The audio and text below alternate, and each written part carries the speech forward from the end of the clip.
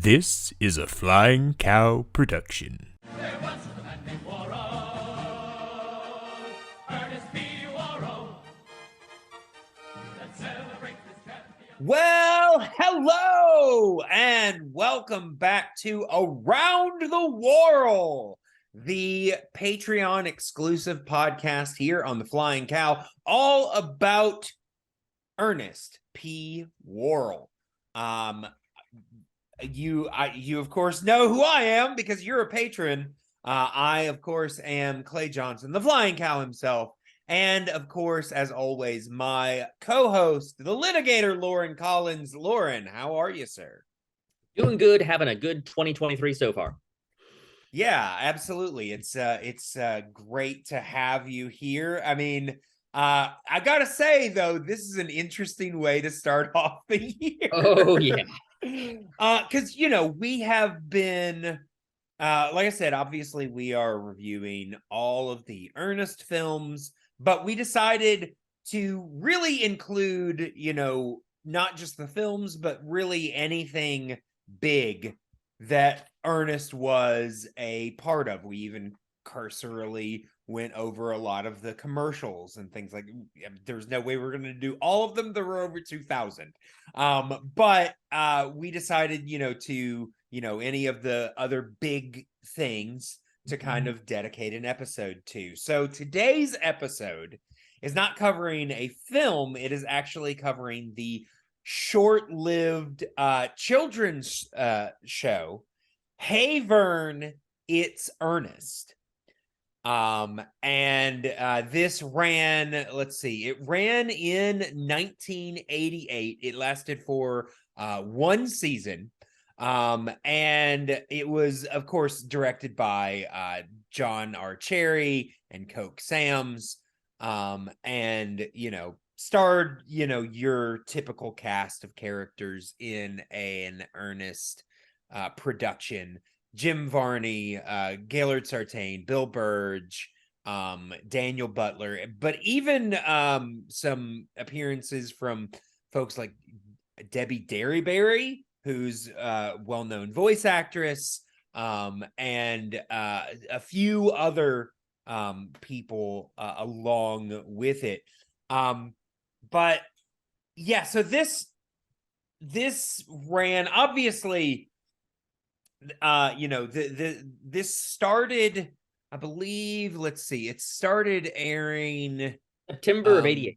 Yeah, September of 1988, and ran until Christmas Eve of that year. Before it was, before it's stopped airing. So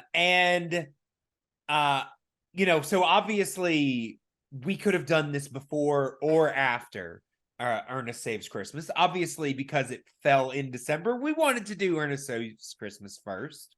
But this was kind of running concurrently during that time. I don't know, like, I know that I definitely saw this show as a kid. I know that I at least saw, I could not tell you which episodes, because I can tell you which. I know one episode I did see as a kid. And do you? Okay. I do. Yeah. I mean, for me, this show's a little manic, so I can tell you, I definitely saw some of the Ernest bits, but they're some of the Ernest bits that run in every episode. So It's like, it's really kind of hard to figure out, unless you remember words that they said. Mm-hmm. It's hard to remember which one it specific, or one or ones it specifically was. I know that I didn't like watch it a lot. I know it was one of those that for one reason or another, it wasn't like I watched it and then I decided I didn't want to watch it again. It was more like I would forget, or I couldn't find it, or something like that. I mean, which is weird because it ran on CBS, mm-hmm. which was honestly the network that I watched the most during mm-hmm. Saturday morning cartoons. I mean, I was definitely switch back and forth to NBC and ABC occasionally, but for the most part, I was watching CBS. That's where Garfield and Friends was. That's where, I wasn't watching Pee-wee's Playhouse because my mother said I wasn't allowed to. Yeah. But I was watching a lot of the other things that were Yeah. running on CBS. I think they had the Back to the Future that cartoon a time. couple years later, but yeah. Yeah, and I definitely watched a Oh, I good bit definitely of watched that. Yeah.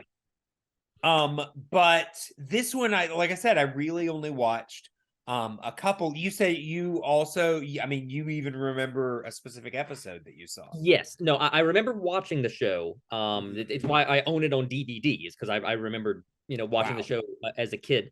Uh-huh. Not a lot specifically stuck with me in rewatching it. Mhm. In general, the recurring bit with Ernest going to the barber. Okay. I have a Sure. vague recollection of that. I But he think. does that in every episode. But he does that every episode. That's not a specific episode thing. That was just the Sure. fact that it's a recurring bit. I just Right. I before rewatching it, I couldn't have told you that was an element of the show. But in Sure. watching it, that seems familiar. Right. Right. The bit where Ernest plays a baby, when I saw that felt familiar. Although Yeah. apparently that also is adapting a bit that another comedian also kind of did. They did that a lot in Wienerville. Yeah, so I Yeah. may be remembering that. The Yeah. one bit in the entire 13 episodes that, as soon as the episode began, Uh-huh. and this element of the episode was introduced, I immediately, recognized this is the episode with the one bit I do remember from this show, and I could have Wow. told you about before I started rewatching it, Uh-huh. which is the Ernest Hey Vern at School episode. Okay. School Okay. themed episode, which incidentally probably my favorite of all of them. Okay. I had to designate a single favorite. Can talk Sure. about that later. Yeah. But at the start of the episode, Ernest mentions that he wants to purchase this elaborate, expensive watch. And Right. yes, that is the one bit I remember from this entire show, which that the punchline of that gag was that Ernest has this inordinately huge, complicated watch that has all sorts of, doodads on it, but it does not tell time. Yeah. Yeah. So, and honestly, when we did reach that punchline at the end of the episode, it went by faster than I recalled the joke going in my Oh, head. sure. I Yeah. thought it had been drawn out more with it having like a Bits in like a between radiation stuff. detector or something in it. Oh, like a sure. Geiger Okay. counter. Yeah. But this show probably would not have used the term Geiger counter, to be honest. Sure. Yeah. But yeah, like I said, that is the one element I could have told you before rewatching it. As soon as that bit was introduced, I knew that was the payoff to it. Mhm. But that's the only bit I remembered from the entire series. Wow. Yeah. Yeah. I mean, like I said, I specifically only have memories of the bits with Ernest, Mhm. which, those could have been, I don't remember specific words. So those could have been from anything. Yeah. But yeah, let's kind of break this down. And I will say, we're not going to break down every episode, mainly because they're very much the same. It's so repetitive. It's so repetitive. And I will say, just as a disclaimer, you can watch all of these episodes on YouTube. That's actually, I have my own copy as well, but I ended up watching a good bit of it off of YouTube. I did the first few episodes as well for reasons. Sure. But the one thing I will say, this show was never meant to be binged. Oh no. This is not a show that was meant to be binged. And I will say I could only watch it in 4-episode chunks. The most I could ever watch in one sitting was 4 episodes. And around that time, I would feel my sanity start to slip. Yeah. You unfortunately watched the last 8 episodes all yesterday? No, I watched the last 5 episodes this morning. Oh, gee, yeah. Yeah. When I finally made them through them all. Yeah. Yeah, it's tough. The opening theme song makes some mention about how it's only once a week, Vern, which is the right the right survey, the right tempo to watch this show. Yeah, unfortunately we didn't have a full 13 weeks No. to prep for this episode. But so it's rather interesting, but this show is set up like a typical sketch show. And I will say they probably went with that format because of the way that Ernest started in terms of commercials, and they thought that that would be a more familiar type format. But I think something that they weren't taking into account was that we now had, well, I guess technically when they were making the show, only one film had been released, but we had been used to Ernest. We had seen a full film, and that did well enough that they, got, Disney to sign on as producers. They made another. I mean, they were making a kids show. They were doing this stuff, so they could tell that the long form could have been successful. I don't know why they couldn't have stuck with something, because I feel like if we'd had a bit of an anchor, it might not have been as frenetic as it was, because as it is, yes, it is a sketch show, but they are really taking the idea of, kids only have an attention span of like no more than a minute or no more than 30 seconds. I swear there's a different sketch at least every minute, if not every 30 seconds. No, I almost hesitate to call it a sketch show, because almost nothing that isn't one of the framing bits with Ernest himself almost never lasts more than a minute. They barely qualify as sketches. I mean, they're really just enough to introduce, basically just to kind of lay out the format of the show. Each episode is kind of branded with a theme. The first episode is Hey Vern, it's outer space. And then there are some about, some of them seem educational, like sports or pets or things. And then some of them are like, we just need a theme, so it's about something. So clothing, scary things. And the one that made the least amount of sense, it's lost and found. Yeah. That's barely a theme. It's barely a thing. Although, to be fair, it did have one of the better Ernest framing devices with him searching for treasure. Sure. Yeah. I mean, there were definitely ones that, I mean, I will say there were bright spots in just about every episode. Some of them were specific characters. We'll get into that in a little bit. But yeah, like you were saying, each show has a theme. There's a theme with Ernest interacting off camera. Yeah, and there are certain sketches or vignettes, whatever you want to call them, that happen every episode. There are some that happen most episodes, but not all. And then occasionally there will be something that's specific to the episode. Yeah. But very rarely. Yes. And the thing is that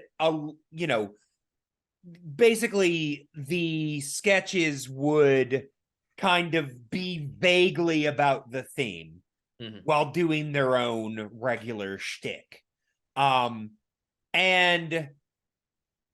some of these sketches were just insufferable.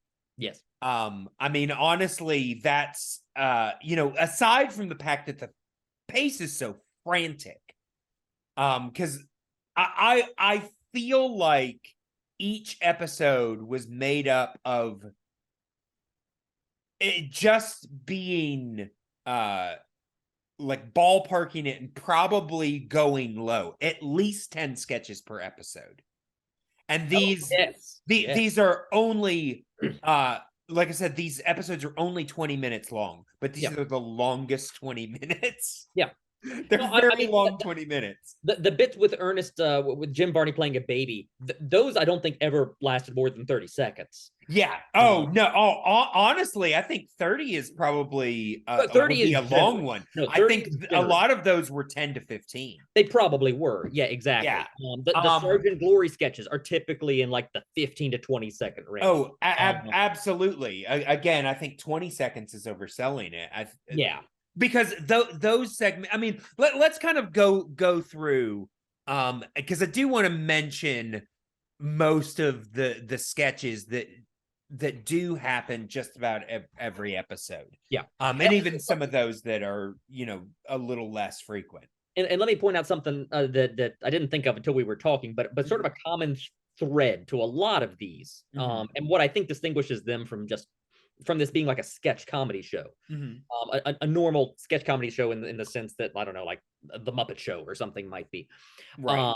is that most of them just have one actor on screen talking to the camera. Yeah. Like, one or two. Chuck and Bobby. Yeah.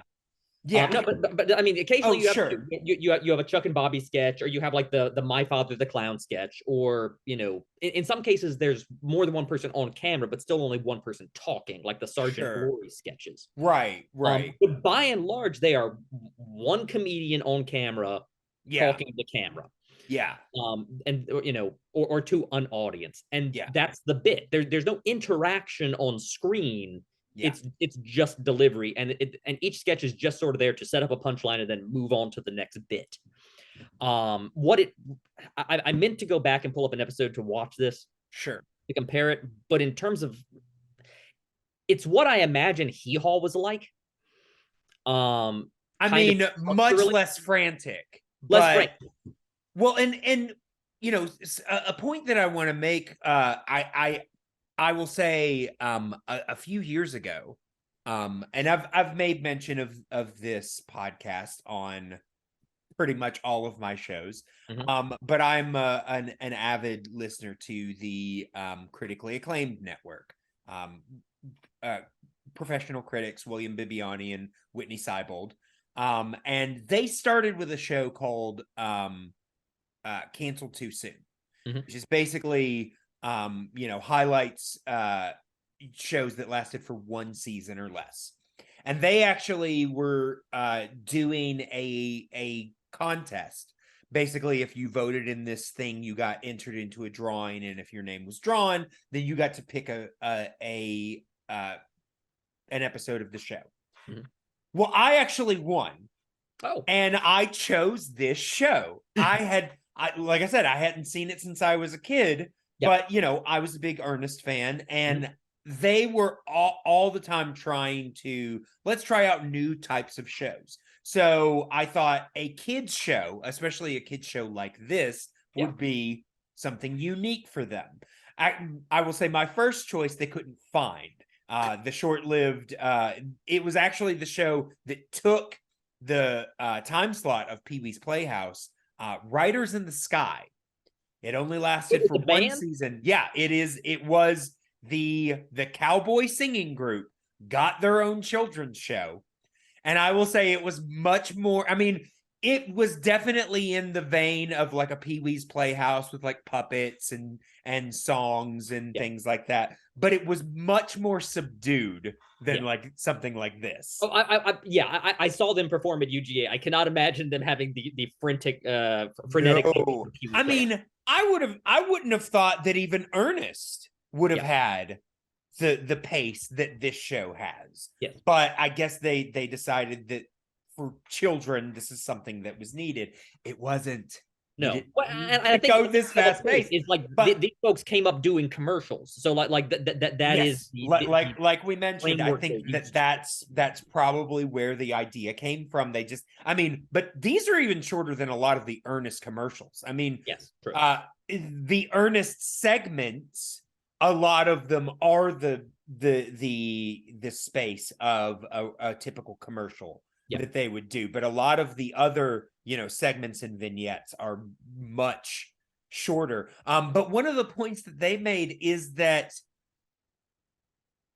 a lot of these feel like unfinished jokes. Mhm. It feels like a comedian who has written down a bunch of ideas, but was not given any time to workshop or fine tune or anything like that. There's ideas of jokes in here, but there's not a lot of laughs. Yeah. It's just, here's how a joke works. No, I admit that's not funny though. The closer I got to the end of the season, the more this entire 13 episode series felt like it had been filmed in a week. Oh yeah. I mean, honestly, they brought up the fact that they probably knocked out some of the segments for the entire series in a day. Oh no, absolutely they did that. Like the Gaylord Sartain's Lonnie Don School of Hollywood Sound Effects. I'm certain they just filmed all those. I'm sure. I mean, you can tell even because I mean, make whatever point you're going to do, because I do want to go through these segments. Oh sure, no. That Gaylord Sartain's the where he's playing the photographer bit. I'm sure all those were done in one fell swoop. The haircut ones. I'm sure they just whatever set they had, they knocked all those out at once. All the Sergeant Glory sketches back to back. Right. I'm not sure. Probably all the Existo. He at least damaged his clothing as the magician in one of them. So I guess the recostume at some point. Yeah, I mean they might have also done that one last. Yeah, they might have done that one last. I mean, it's not like it really mattered. Yeah, as we go through them, the family of clowns, like they at least had to get cleaned up between bits. So that may have taken slightly. That's longer. True. Yeah, but they still could have, done those back to back. Oh yeah, exactly. So again, almost all of the clown sketches took place in the kitchen. So yeah, you would just it's all mostly on the same set. Yeah, they go clean up, change clothes, come back out. So yeah, you wanted to go through. Let's go through these just to kind of give everyone an idea, so that we're not just cursely really throwing out these names. But yeah, there were and a lot of these sketches are pretty much the same joke. That very little changes in a lot of them. It's pretty much the same thing with a slight tweak just to kind of fit in the theme.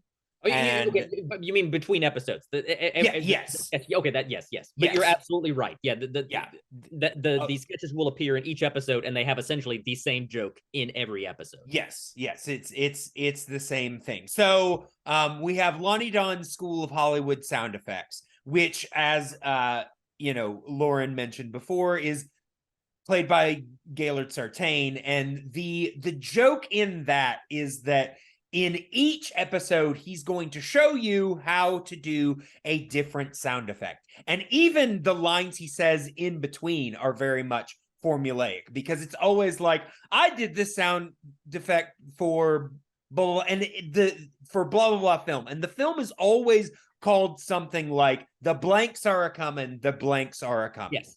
Einstein's a-coming. Yeah. I forget it wasn't the pirates, but like the pirates are a-coming, the pirates are a-coming, the blobs are-coming, the blobs are-coming. Yeah, it was always kind of the same thing. And that almost had the effect by the time I reached the end of the season, especially having binged this show. Yeah. Almost had the effect of the rake joke from Sideshow Bob. Is just like, it has happened enough that it has come back around and it is starting to be funny. I will say I actually got on the side of this one probably for Gaylord, because of Gaylord Sartain. Yeah. Because it reaches the point where it has become so repetitious that it's funny again. Yeah, exactly. Like I said, but the big gag is that he would be like, it was this sound effect, sounds kind of like something like this. But it was always the same thing. He'd be like, and I did it by doing this. You take the meaty part of your hand, you place it against your jowl, you place the rest of your hand across your mouth and blow. Yeah. Making a raspberry or a fart sound. And it was the same. And I will say he did start changing it up here and there. And I would imagine he, like we said, he probably did them back to back. And eventually he just wanted to change it up just for his own sanity. So some of them would be a little bit more, or or One of the they latter do a ones little was bit, like yeah. a peg-legged pirate walking through the mud. So it was Yeah. just like a you know, yeah, Right. it was a But repeated it was the same sound every Yeah, time, it's the same was the general joke. Yeah. Yeah. And yeah, I will say this is one of the ones that I got behind. I watched the last half of this show at my sister's house. Mhm. And I told my sister how tough it was, and she was like, "Oh no, it sounds like it'll be fun." After the first episode, she was like, "Yeah, no, that's tough." But this was one of the ones that actually got a chuckle out of her. Yeah. It's one of the few that actually has a joke. Yes, it's a fart joke, but they're kids, so it's fine. One of the other ones was the running every week Ernest goes to get his haircut. Yes. Done by Earl the barber. Played by Daniel Butler. Played by Daniel Butler. I went back and forth on this sketch because there were some. I like what Daniel Butler is doing here to a I do certain like his extent. performance as Earl Yeah. the Butler. Actually. I like what Yeah, but there were definitely some that I thought were more entertaining than others. Basically, the joke, for whatever the theme is, sometimes there will be like a big get together that's happening as compared to the theme, or there's a big event coming up that has to do with the specific theme. And so Ernest goes in. Sometimes it's just because it's specifically to get a haircut. Sometimes it's because he's looking for something, but every time the barber says the same thing. "Oh, Ernest, you're looking a little shaggy there." And he's like, "Oh, let me lower your ears." So he sits down, and sometimes he hems and haws. Sometimes he gets right to the point, but he always ends up telling Earl the barber that he wants to look like a Wall Street tycoon. Yeah. Sometimes he'll tell him a couple of other things first, and then he'll go back. He'll ultimately settle upon a Wall Street tycoon. Sometimes he just flat out says it. And that is then preceded by a same montage. The same montage every every time of the barber using chainsaws and caulk and gun, yeah. and all sorts of different crazy things, and it always ends up with Ernest with this insane makeup job on his head. Yeah. And some sort of pun that rhymes with whatever with Wall Street tycoon. I think for the and often it has something to do with the theme. Not always, but not often. always. No. No. But yeah. I thought you said a windswept sand dune. I thought you said the man on the moon. I thought you said a whale's harpoon. I thought you said a wedding in June. Yeah. Yeah. So something that rhymes with Wall Street tycoon, and it always ends with Ernest going, "It could work." Yeah. No, the Wall Street tycoon runner exemplified to me just how lazy the writing here was, because it doesn't take much just to have Ernest ask for something different and then make a pun off of something else that Ernest said. I imagine that if this had gotten a second season, they might have changed what he wants to look like the next season. But for some reason, they decide, because there's a lot of things that could rhyme with Wall Street tycoon. There are, but you keep it going for too long. Themed episodes. You already have themed episodes. You could just have Ernest pick some phrase that relates to what's related to the episode. Yeah, and then Earl has a misunderstanding about that. Right. Again, probably filming a bunch of these consecutively when it's just Wall Street tycoon every single time. Yeah, there just hasn't been any work put into the joke structure. Yeah, and again, this one was a little hit or miss for me. More misses than hits, to be honest. Which honestly is the case for most of this. But I kind of appreciated the one or two where the ultimate haircut still looked like it actually had hair in it. Obviously fake. Sure. Yeah. Like it wasn't just like a hat that was sitting on his head. Right. Yeah. But yeah, my one big note about that is Ernest needs a haircut every week. Oh yeah. Ernest's hair must grow fast. But one of the next ones, Sergeant Glory, which this is only half a sketch. It's barely a sketch because it's and I don't think they did this in did they do this in every episode? Pretty. They did it in most know. of them at the they very did it least. in most of them. But it was again the same joke. It was basically Sergeant Glory laying out the rules for whatever the theme was, and it was always two rules. It was one rule that was some kind of silly or insane or just strict rule, and then the second rule was obey all rules. Yeah, it's Jim Varney giving drill sergeant instructions to a room of kids. Yeah, it's just an opportunity for us to see, hey, this is another character that Jim Varney can do. Because this was one of his other commercials, right? Right. Yeah. Because he had also been a spokesman for Purity Milk. I would assume though that there was a bit more. I don't know. Maybe not. I haven't seen any of those commercials. I think I did pull up one of the ads when we were doing the ad episode. Was it the same? Yeah. Because the setup of this is he's basically like in a classroom. I don't recall it as being quite as simple as this. Sure. I think it was still his rules based instructions was still an element to it. But the big gag in it is that every time he makes a point, he hits the thing with a pointer, and every time he hits the thing with the pointer, all the kids jump. And it's at least 3 to 4 times in each sketch. Which is at least it's a visual gag. Sure, I'll give it that. It did have one thing I did appreciate between episode 1 and episode 2, which is where they clearly learned something from filming the first episode, which is that in the first episode Sergeant Glory sketch, they shoot the entire scene from a distance. Where you can see that all the kids and Sergeant Glory and Jim Varney is in the distance of the shot. Sure. And in the second episode, they start to realize, like, no, we need to have close-ups of Jim Varney. Yeah, it was a little closer. I will say there are a couple of episodes where they actually show the kids during this segment, but for the most part, it's one static shot of them.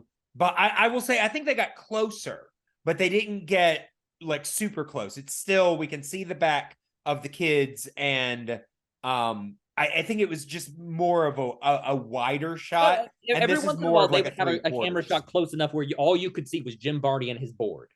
Right. Oh, okay. Yeah. I mean, they didn't do that in every. Not in every episode. No, but my point is just they switched it up. Sure. Because the first episode was they just had a static camera at the back of the room getting a wide shot, and it was the dullest thing. Sure. But I mean, I will say for the most part, this segment was really a nothing segment to me. Yeah, it was. I didn't really get anything out of it. No. The next one on this list is My Father the Clown. And let me just kind of break down the idea of it. Actually seems like it could be fun, because the idea is that it is a family that is where the father is a clown. I will say one confusing thing about this is they make it seem more like clown is almost his race rather than just his job. Yes. Because he's a clown. His wife is just a normal housewife. And he's got a son who is also a clown. And then another son who is, again, just a normal person. Yes. So yeah, it makes it seem like they're making a comment on like mixed families. They make a line. They have a line in one episode that mentions they are fraternal twins. Right. So yeah. So the entire sketch is kind of built as a parody of like your old 60s sitcoms. Yeah, it's very much in the vein of like a Leave It to Beaver or something like that. Very much. But the whole idea is that, clowns are different than the normal people or whatever. My biggest issue with this is that, number one, like, is the treatment of the non-clown characters. It's not as big of a thing with Mom because Mom seems to at least be on board with the joke. Yep. You know, every episode, Mom or somebody gets a pie in the face or there's something going on. I will say there are still some reads that I don't like in that they sell Mom short, like being not a clown is lesser. Yeah. But again, It is portrayed as kind of a stick in the mud. Yeah. But I mean, not like she, again, like I said, is on board for what is going on. Yeah. The issue I really have is the treatment of the other son, who I believe the character's name is Eddie. Yeah, Eddie. Yeah. Eddie Skeeter, I think. But yeah. Yes, Skeeter is the clown brother. Eddie seems to be in a very unhealthy relationship with his family. And all he wants is just a normal relationship with his dad. And all his dad can do is throw pies in his face or make jokes at his expense, to the point where I was like, I feel like Eddie is being bullied by his own father. Yeah. There's a way to play that. I think that you could still lean into, the family doesn't get along. He's frustrated with his dad. Right. He doesn't like how he's being treated, and it would still be funny. And yeah. The kid who, I think part of it here, I think, is that the kid who's playing Eddie plays him too straight. And so he just comes But off I like think that's also the way that Eddie's written. No, as he's written, just the lines. It's both the problems. Yeah, it is it's not given much to work with. Yeah. Some of the commentary that I heard about this one specifically is that they take something that is based on a sitcom, something that should be fun and an interesting exploration, and make it more kind of a horror film. Yeah. It's more about the abuse that this child is suffering at the hands of his own family. And just all he wants is just to be normal and to be accepted for being normal, because like I said, a lot of the lines, even towards the mom who accepts them, seem to be condescending towards her, but it's even more so towards Eddie. Yeah. It's just like, well, you got to deal with this because we are who we are. And it's like, yeah, but he can be who he is too, and that's okay.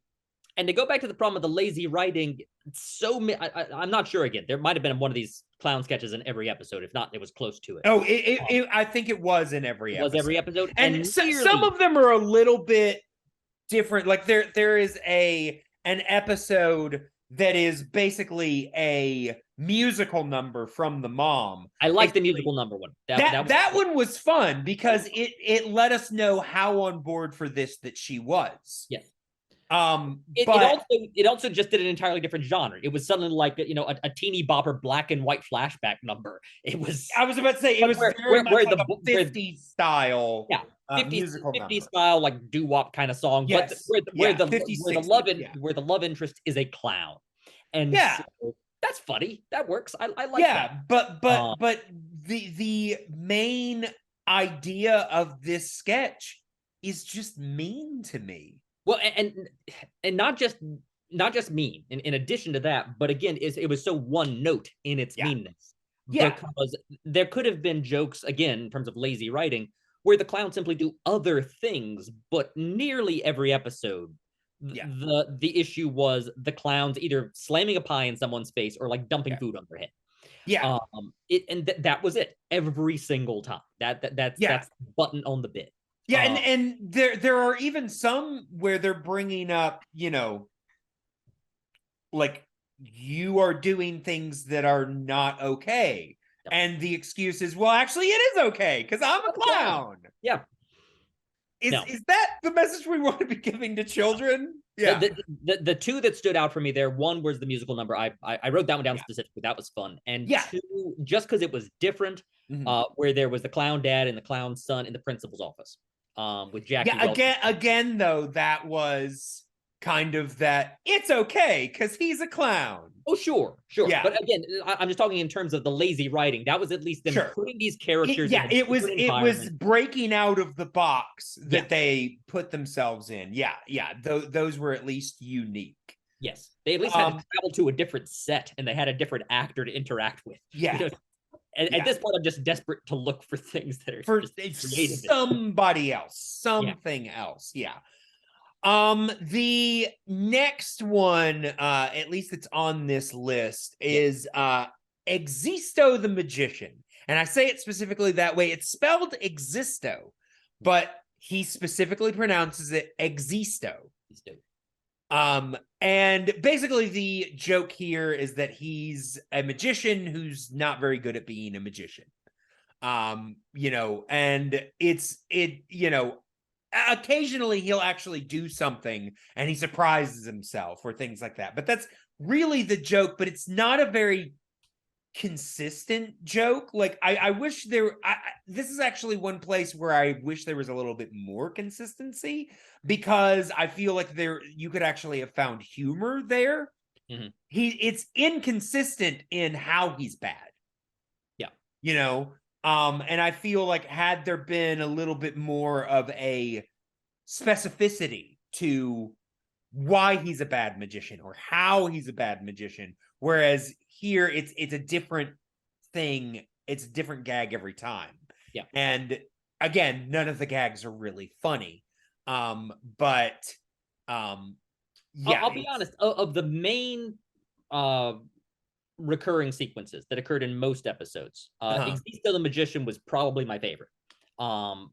Partly because I liked Bruce Arnson's performance as Existo. I thought there was a lot of energy to it, and he was just fun, having fun. I will say, as a performer, he stood out. Yes. And there was at least something there for me to latch onto, but the bit itself wasn't exactly funny. What I will say, unless there was something specifically about this bit that you wanted to mention. Yeah. But go ahead. Okay. What I will say is that this character was played, I think you mentioned, by Bruce Arnston. Yes. Or Arntzen, sorry. Arntzen. And this character did not end here. It was actually brought back for an independent underground film called Existo that came out in 1999. I believe it was directed by Coke Sam's. I believe so. Jim Barton appears in it. A bunch of these folks appear. Yeah, a lot of the Ernest kind of regulars. Jackie Welch is in it. I will say I have not seen the film, but I've read and I've heard about it, and it is on YouTube. It is. You can watch it. Did you watch this movie? Not yet. If I had not wrapped up watching the show this morning, I would. Right. I plan to. I will say I skimmed. I just kind of like went through a couple of things just to kind of get an idea of what it is about. It basically seems to take place in a post-apocalyptic type landscape. But Existo is an artist, but from what I could tell, he was I didn't see much of the magician shtick. So, but he is an artist of some kind, and my understanding is that he is like a stage performer, possibly a musician in the movie. He's not a magician. I was about to say there's a lot of music. It seems to be kind of a musical of sorts. Bruce Arnson is a musician primarily. So that would make sense. But I did see bits of performances from him, but it seemed more music based than magic based. But his character does seem to be, I don't want to say necessarily messianic, but a hero to this group of artists, this group of people in this wasteland type. But it is bizarre. How bizarre? From the reviews I've read, it is truly a cult movie. Yes. How bizarre? I can tell you in 2 words. penis pogo stick. Okay, then. All right. There is literally a Uh. scene that I came upon where he is singing a song About or with, on? with Oh, a with. giant. I guess it looked at first, I thought it was just foam. Yeah. Giant foam penis, complete with testicles. With two backup singers, women, covered with giant vaginas. Okay. And then at a certain point, he turned it around, and I realized then this penis is a pogo stick because he starts jumping around. This has real midnight movie energy to it. Oh yeah. Yeah. Oh yeah. Yeah. Like I said, I do plan to watch it at some point because I did discover it was on YouTube. It's not streaming anywhere else, at least at the moment. No. Oh no. I mean, I think it's too independent for that. Oh no, I mean it could show up on Tubi or something like that, you know. Possibly, but I mean it looks pretty underground. Yeah. But yeah, I'm interested, but just that alone, I'm like, I don't know. I got a little bit of respect for Existo. Yeah, exactly. Yeah. The other things I like, a couple things I liked about that sketch, apart from again the performance angle. Yeah. On the writing side of things, again, for all my complaints about the other sketches recycling exactly the same joke week to week, the Existo joke was different. Like they, you know, they, like you said, they were inconsistent in their execution, but the Existo sketch was distinct with a different joke and a different execution each time. And from the first episode, I said in the very first episode, when the joke was that he's already committed, he's already performed the magic act, and you're coming in late. I was afraid that was going to be the recurring bit, and I was happy when it wasn't, quite frankly. Yeah. But yeah, it's a different joke, it's a different execution each episode. Yeah. And the one recurring bit he did have, which again was not recycling the exact same joke like the Wall Street Tycoon bit. Yeah. Was each episode when Existo introduces himself, he is Existo and then he has to pause for a second to think of what his subtitle is going to be as a magician, and every episode it's different. It's different. Yeah. You know. Yeah, so I mean, he's at least trying new I mean, it almost feels like they just took different tricks from one act. Yeah. You know, and you know, filmed all those separately for each episode. But yeah, he's definitely keeping it fresh. Yes. Like I said, I would have preferred some consistency. Yeah, but, again, that I think comes down to sort of the quality of the writing. Again, it's hit and miss, but I appreciated them doing something different. Yeah, again, these feel like unpolished jokes. Yeah, that feel like instead of I have an idea, let's write that down and work on it. It was I have an idea, cool, let's film it. Yeah. Okay. And I also just, again, to go back to the performance, I just liked the brain fart the character seemed to have every time. I was just like, Existo the incomparable. Yeah. Whatever. Yeah. But then you have Matt Finish, which again was a kind of a nothing segment to me. It's barely a joke to that at all. Yeah, it's Gaylord Sartain. Basically, he's a photographer and he's taking photos of whatever the theme is, and it's always the same running joke. Photographer at large, which really just seems to be a fat joke. I didn't even put that together, but sure. Yeah, I guess that's a joke. And his name is Matt Finish. Matt, his name being Matt Finish is the biggest joke in the entire bit. But it's literally it's not on screen, so I didn't even register that was the name for like the first couple of episodes. Okay. Be a pun. Well, I mean, he says it every time. He says it, but like if you're not paying attention, like because I'm not paying super close attention to this. Right. A lot of these other ones, Lonnie Don's name they put on screen, Existo's name they put on screen, Sergeant Glory's name they put on screen, Matt Finish, which is an explicit pun, they do not for whatever reason. Yeah, but it's then just a montage of him taking pictures. And weird faces, which again, Gaylord Sartain is physically very funny, so that part of it worked for me. But yeah, the sketch itself was nary a joke in that entire sketch. Exactly. Then we had Mrs. Simon Simmons, Mind Your Manners, which was basically a spoof on Emily Post. It's Jackie Welch. basically Jackie Welch, and I will say in each one she's teaching a different rule of etiquette. This was not in every episode.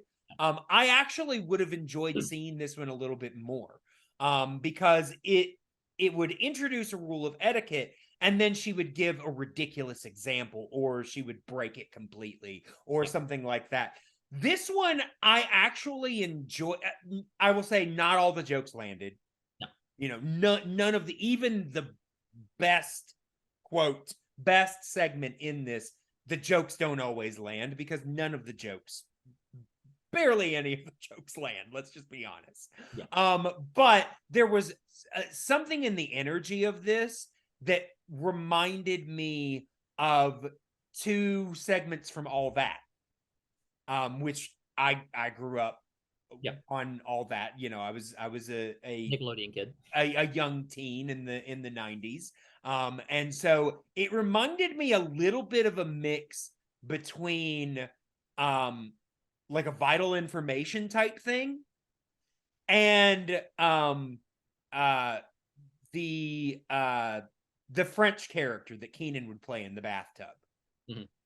Because there's that kind of, you know, here's a rule and I'm gonna be crazy about it, and then there's also this kind of I don't really know what I'm talking about kind of thing going on. So yeah, it felt kind of like a mix between those two things, and like I said, not all of them worked, but I liked the idea of this sketch enough, and I liked Jackie Welch's performance of this one enough that this was probably among my quote favorites. Yeah, she at least had a distinct character going here. Yeah. And so I like that performance. I liked the general conceit of it at least. I can't recall any of the particular jokes right now, but no, I can't either. Like, one of the more none of them things. stuck with me. Again, none of them were great. But there was enough of an idea there that I was like, I enjoy this idea. At least when it comes up, it's like, you know, I was always kind of hopeful I would like it, because exactly this one has promise. Yes, exactly. And then we have my least favorite. Can you guess? I'm looking at the same list you are. So yes, Ernest's tongue. I hated Ernest's tongue. Yeah. Here's the thing. Kudos to Daniel Butler for putting on a tongue costume. Yeah. And having a bunch of stuff thrown on it. Yeah. Yeah. But it is a gag, and I know why they did it. They're like, oh, kids like gross stuff, but it's just a gross out gag. Yeah. And honestly, the idea of your tongue having a face was really unnerving to me, to the point where there were times during that sketch where I would just run my tongue along the roof of my mouth, just being like, there's no face on my tongue. There's no face on my tongue. That's just this is a bit that I think could have worked if it had been a one-off, or maybe if it had been in the food episode. Like let's see, it could have shown up in the food episode. It could have shown up. I'm not sure where else it would have shown up, but that would have been fine. Yeah, but this did not need to be literally in every episode. Sometimes in more than one segment. Yeah, that is unnecessary. It was not that good. No. Also, on a minor level, what irked me just about the execution of that bit is sometimes the camera would zoom in on Jim Varney's mouth. It would sort of enter Jim Varney's mouth, and then it would be up to the tongue, which is oriented 180 degrees from the way we have entered Ernest's mouth. Yes, exactly. Like, I don't understand, like, again, just lazy execution. They could have just, built the tongue costume, inverted, and been consistent that way, because with the tongue where the tip of it's at the top of the screen, I just didn't. It's weird, because then you start thinking of, where is the camera? How is the camera situated? Yeah. That's just, I mean, and obviously we know how. Yeah. They weren't actually in Ernest's mouth, but just the way it's staged, it's weird. Yeah. And then again, none of the jokes were landed. None of them were good No. in any way. And then all you have is a gross out gag, Yeah. which It's always I'm not a Ernest eating 5-year-old gross child. food or eating good So food shaped like gross food or yeah. I mean, I will honestly say, and I'm skipping ahead, but next to this, that was easily my least favorite. Yeah. But after that, my least favorite was probably Baby Ernest, Yeah. which is unique because for the most part, to me, all of the Ernest bits were the highlight of most episodes. But I just could never get on. The idea is basically it's Ernest's head poking through, a set that they have built, and he's got like a tiny baby body, and it's there were a lot of shows that did this type of gag in the 90s. Like I said, Wienerville did that type of gag all the time. And like you said, the Baby Ernest ones are like 15 seconds long. It's long enough for him to show up, say something that his parents have said, misunderstand it. And then just be like, "Don't grown-ups talk funny?" Yeah. Same joke every time again. And again, none of those jokes were really funny. No. So, and it's just again a weird gag that doesn't pay off. Yeah. So, yeah. Speaking of weird gags that don't always pay off, the Mac and George sketch with Mac as just a human whose roommate George is an iguana. Yeah. And I will say sometimes I give this one credit just for being unique. It is odd. Yeah. I like because the idea is that Mac is a human with a roommate who is an iguana, a lizard, and George is not only doing things that lizards don't do, but he is apparently an expert at all of them. Yes. So I like the construction of this. It is unique, it is odd, it is different, but yeah, it doesn't always work. And honestly, I will say the thing that I needed the least in this, I don't need Mac. Not terribly, no. I mean, George is definitely the highlight of this stuff. I mean, you do need, but I almost would have preferred it if it had just been like Ernest goes to check in on his neighbor George occasionally. Yes. Yeah. I think you've hit on it there. Is that Mac is pretty empty as a character here. He's just there to almost to narrate the sketch. Yeah. If you'd had someone else, whether it's Ernest, whether it's Gaylord Sartain, whether it's one of the other regulars who are playing another character, but because Mac as a character isn't anyone. I'll give him. I kind of want to give him credit in one. I think the one where he's reading a scary story and it starts to remind him of George. Like I kind of like the performance there. Sure. But, that was okay. But yeah, I mean, I will say most of the actors here, with the exception of Bobby and Mac, play several roles. Yes. I mean, you don't need Bill Burge doing anything else. He's perfect. No. He's gonna look like Bobby. Yeah. Yeah. Mac is literally played by a guy named Mac Bennett, and that's the only thing he does on the show. Yeah. Everybody else fills multiple roles. Yeah. And again, I don't think we needed him. I do feel like Mac Bennett was probably a friend of theirs. Yeah.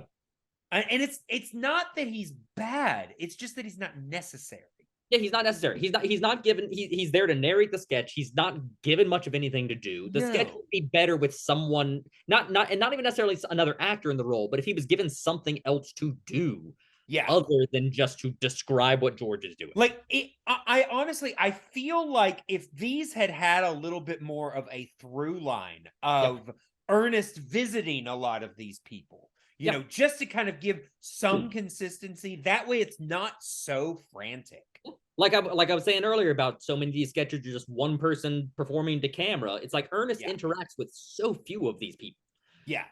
I mean, come to think of it, he interacts with, he at least has a phone call with Aunt Nelda one time. Obviously, he can't interact with himself very easily. But Yeah, they do a split screen. Yeah, they do a split screen, but they have a phone call. Yeah. Obviously he has a segment with Earl the barber. Yeah. That's darn it, that's about it. Yeah. Oh, and Woody the ventriloquist dummy. Who interestingly, and this is jumping ahead a little bit there. Yeah. Yeah, that was one of the sketches that was introduced midway through. Like, yeah, it was. And 4 or 5. Here's the thing, and I mean we're jumping ahead. It's fine. There's only a couple in between. Oh yeah. But Woody starts to fill the role that they had started with another puppet character, Dust Bunny. Yeah. Now they don't get rid of Dust Bunny, but they start kind of a bit of an antagonistic relationship between Dust Bunny and Ernest. And then they kind of drop that and give that antagonism to a more of a wooden ventriloquist doll dummy, yeah. that is made to look like Ernest, but is named Woody. And again, he's made to look like Ernest, but he's constantly making fun of Ernest. And I mean, I will say he's performed by Jim Varney. Yeah. Honestly, in my opinion, actually doing a pretty good job as a ventriloquist. You don't notice his mouth moving unless you are looking for it. Well, he does have his head pretty much in profile to do it. True. Yeah. But I mean, you know, it's a shortcut. Yeah. But I was never a huge fan of Dust Bunny either. No. There were parts, I mean, I kind of liked the look of Dust Bunny because he's basically meant to look like a mix between a, you know, ball of fuzz and a rabbit. It suddenly reminds me a little bit of Bobcat Goldthwait's character from where he played like a stuffed rabbit or something in that Unhappily Ever After. Was it no it was that Married with Children ripoff show. Oh, I don't know. Yeah. Wouldn't know. But yeah, so I mean, they kind of let him, like I said, Dust Bunny sticks around. He still has interactions with Ernest. And he does the sneezing gag where, you know, he sneezes, Ernest sneezes, he sneezes, Ernest sneezes, you know, that kind of bit. I will say, like I said, I wasn't in love with Dust Bunny, but I liked Dust Bunny better than I liked Woody. Woody just annoyed me. I didn't mind Woody, but I didn't really like the characterization of him. Yeah, I mean, I didn't feel like he was necessary. A ventriloquist dummy. On the one hand, I'm okay with Ernest for the sake of the comedy having an antagonistic relationship with his own ventriloquist dummy. It feels kind of like a Muppety thing to me. Honestly, anytime this, I just don't think that it was executed well. I don't think it was executed well. No, at all. Which is unfortunate because I think it's one of the few things. I mean, the show as a whole wasn't executed well, but in my opinion, the bright spot was typically anything done by Jim Varney. Again, there were places he fell down. Right? Baby Ernest was not a highlight. Woody, not a highlight. Yep. You know, I'll note too. It's like I'm sure you were going to mention this later, but it seems like an opportune time. The daytime Emmys agreed with you that Jim Varney is the standout here because he won a daytime Emmy for this show. For was it new children's host or just children's host? I didn't actually look at that.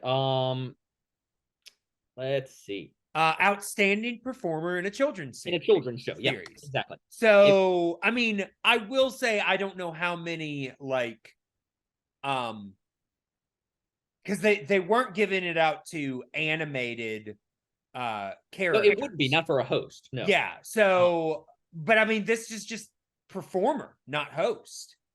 It's just outstanding performer in a children's series. Yeah, you're right. That still would be a voice actor. So. So I don't know how wide the field was. I'm interested to see who else was nominated in that. All right, I have an answer for that. Do you? Okay, good. Yes, I do. This was the first year that award was given, actually. How long did it last? Through 2014. Okay. Well, and then in 2014, I think it was probably renamed or something like that. Oh, okay, sure. Yeah, basically multiple times since then they have adjusted the name of the category. Yeah. But in 1989, the first year of this, Jim Varney won. Yeah. Other nominees, amazingly enough, no. Other nominees including Fred Rogers from Mr. Rogers' Neighborhood. So Okay. Jim Varney beat out Mr. Rogers. Yeah. Sonia Manzano, who on Sesame Street, she played Maria. Wow. Yes. He actually beat out some big names in children's programming. He beat out some big names this year. Exactly. Yeah. I'm guessing Paul Reubens had to be on the list. He did not. No. Paul Reubens was nominated the next year. Oh, okay. And the year after that, actually. Okay. But no, it was Fred Rogers, Sonia Manzano, Ringo Starr for Shining Time Station. Okay, yeah, because he was the conductor. And to correct what I was saying earlier, there is a voice actor nominated here. Barbara Billingsley was nominated for Muppet Babies. Okay. Yeah. So, So, I mean, she some played Nan. stiff competition. Yeah, it was. It's a good year. Kevin Clash won the next year for playing Elmo. I assume he was playing Elmo by that point. Yeah. Yeah. Yeah. Tim Curry won the year after that for Peter Pan and the Pirates. Wow. And then Sherry Lewis won like the next 5 years. Yeah. Unfortunately, this came. I mean, I'm surprised Paul Reubens wasn't nominated this year, but this was introduced right around the time he had his scandal. So no. The scandal was a few years later. It was in early 90s, 90 or 91. But this was in this was a 19 this was 88. Yeah. But still, it's too bad he wasn't nominated this year because he only had like a couple of years before the scandal. Yeah. But like I said, he was nominated the next 2 years. So yeah.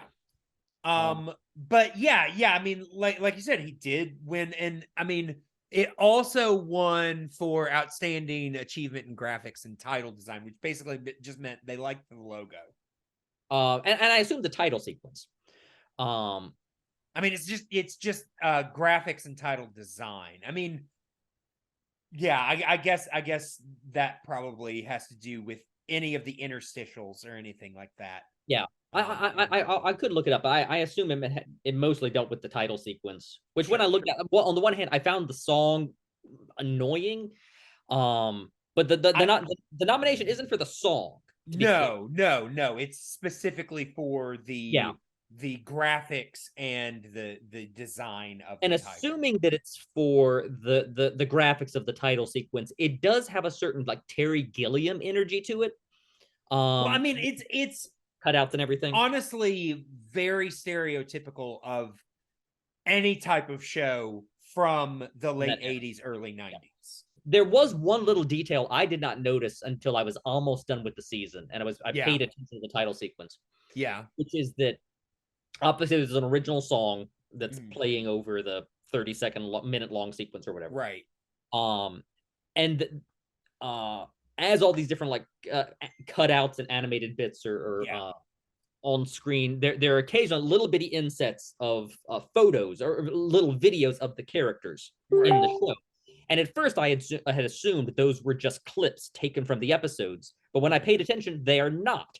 The characters are actually singing the lyrics in those little bitty clips on the screen. So they went to the effort to actually film separate bits of these actors in costume, in character, singing the theme song to then splice into the title sequence. Yeah. Which honestly is more effort than they put into most of this show. Yeah. I will say, just because we're kind of talking about the in-between bits, we'll get back to the segments in just a second. But what were your thoughts on the odd disembodied child heads on the random television screen? Oh, like the Teletubby interstitials? Yeah. Hated those. There was that was really show that I would cut faster than those interstitials. Oh, yes. I mean, I will say there were a couple well-placed reactions from the kids that I actually thought were fun. Yeah. But just as a whole, the look was weird. Yeah. No, not a big fan. Also, all the kids were like 4, I don't know, maybe 5 or something like that. It skewed really young. It's why it gave me Teletubby vibes, is because those kids were so young. To be watching the show. Not that there's anything inappropriate for it, but I would have thought this would be aiming for a slightly older audience. Like, at least for like I don't know, maybe not preteens, but at least like 8, 9, 10 or something like that. Right. I at least think the sweet spot for a Jim Varney variety half hour would be better suited there than shooting for like the not quite Sesame Street age. Yeah, yeah. I mean, this show is definitely designed for, we're talking under 10. Yeah. Like 8 to 4, I would say. And yeah, it's a weird. I mean, here's the thing. I mean, we see it. I mean, he won Outstanding Children's Performer. Ernest is a character that is lovable, that is likable, that is, he's a character that kids can relate to, because he can be silly and he's definitely not talking down to them, kind of thing. So, I get it in that way, but yeah, there were definitely some things going on that, yeah, it just kind of like, yeah, weird decisions. Yeah. They're that and some of the other interstitials, which bothered me less because they were at least, cut art and stuff like that. Sure. Basically just felt like padding the runtime. Oh, absolutely. I mean, and they're already doing like 20 sketches an episode, and again, that might be conservative. Yeah. But I mean, again, we're not even halfway through the list. How many have we already talked about? 1, 2, 3. We're more than halfway through this list. 5. We'll knock out the rest of 6, these pretty 7, fast. I mean, we've 8, already talked about 9, Woody. We've 10, already talked about Dust 11, Bunny. We've already talked about Baby 12. Ernest. We've only got like four or five left. Okay, so there are 17 individual sketches that were listed as regular for the show. Yeah, not all of them ran every week, but most of them did. Yeah. And I will say that a lot of times they would run several times. Yeah. Through, like I said, there were at least a few episodes that Ernest Tongue had 3 segments. Yeah. Which is, again, 1 is too much for Ernest Tongue. But yeah, there were, and I think even My Father the Clown occasionally would get a couple of bits in an episode. So there was one of the I mentioned earlier, the school episode. I think it was the school episode that this happened in. It might not have been. That had one of the runners I liked, which wasn't in any other episode, was the dance fever running gag. That actually I enjoyed. Yes. That one was fun. Yeah. There was the one episode where like there's a sick kid in bed and his mom calls the doctor and then he starts like shaking in bed and then nope, he has dance fever and it's all played perfectly straight. And then it comes back later where there's like a bunch of kids in the nurse's office who have dance fever. And then there's like a news report several minutes later about kids like contracting dance fever. I honestly think that was single-handed the most successful gag in the entire show. I agree. Putting aside, good performances and things like that, I think it was the most successful gag in the entire series. Yeah. Like I said, it was played straight. It didn't overdo itself. It came back and, there was a little repetition between the second and the third bit. Sure. But at least the third bit, I think, ended with the news reporter getting dance fever. Yeah. But no, again, to harken back to like the Muppet Show, that feels like a Muppet Show recurring bit. That would just that absolutely feels like the Muppet Show. But getting back to the segments, what's left? Honestly, a bunch of the ones that are left are characters that were brought in from other Ernest from were just given. Exactly. We have Chuck and Bobby, who really their first big film was Ernest Saves Christmas, which was released in the middle of this run. I will say there weren't as many Chuck and Bobby. Yes, again, they weren't 100% successful. There were some misses here, but there were enough hits with Chuck and Bobby that I wished there was more of them. Mhm. Because they weren't in every episode.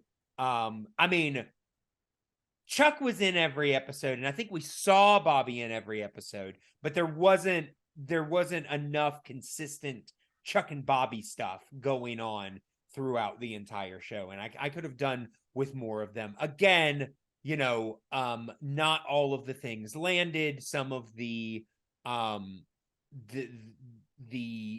because they would kind of have their own small running side plot that they would do when they got bits. And, you know, it'd be something silly. Like, I think there was one where they were getting ready to go to prom, you know, or something like that. That was kind of fun. You know, because here they are, you know, men in their 30s or 40s, you know, going to pick up their prom dates, you know. Then you have Willie the Robot, who previously appeared, of course, in Dr. Otto and the Riddle of the Gloom Beam. And honestly, I just think that's a fun looking character. Yeah. I again, I could have used a little bit more of him. I think there was too much of the stuff that didn't work. Yeah. And I feel almost like they were afraid to lean on the stuff from the films too much. So they used it a little less consistently. And I think they should have actually done more of the stuff that we were familiar with. You're doing a silly children's show. You have a robot character with a smiley face. It's yes, it's ready. I will say, though, there were actually more Willie the Robot stuff towards the beginning and less towards the end. So it's almost like they either they, for some reason, decided to front end the stuff that he did, and maybe they were planning on shooting more with him in the costume and then just never shot that stuff. Or it almost seems like they decided he didn't work, which I don't agree with, especially compared to all the other stuff.